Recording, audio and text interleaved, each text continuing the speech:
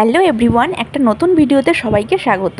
বন্ধুরা, দিল্লিতে ঘুরতে এসে যদি কারো মোগলাই খেতে ইচ্ছে করে তাহলে প্রথমেই আসে জামা মসজিদের আশপাশের এরিয়ার কথা, আর তারপরেই কোনো বেস্ট রেস্টুরেন্টের কথা মনে এলেই সবথেকে আগে আসে নাজিরের কথা।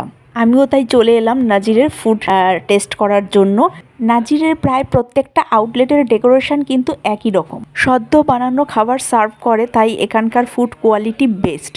আমি আজ এসেছি দ্বারকা সেক্টর 7-এ নাজিরের একটা আউটলেটে। চলো প্রথমে মেনু কার্ডটা একবার একটু দেখিয়ে দিই।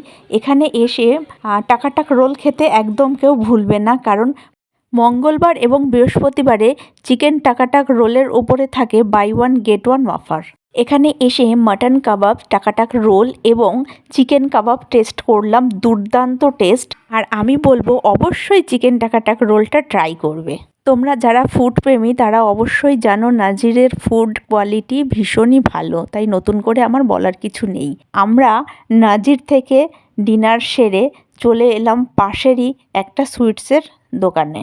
দিল্লিতে এসেছি আর দিল্লির ফেমাস লাড্ডু খাবো না সেটা কি হয়, তাই কিছু মিষ্টি এবং লাড্ডু এখানে ট্রাই করে নিলাম। তবে যে কোনো মিষ্টির প্রাইসটা আমাদের ওয়েস্ট বেঙ্গলের থেকে অনেকই বেশি। পার্সোনালি আমার বিভিন্ন মিষ্টির স্বাদের থেকে লাড্ডুর স্বাদটা বেশি ভালো লেগেছে, তবে আমাদের ওয়েস্ট বেঙ্গলের মিষ্টি সবথেকে বেস্ট।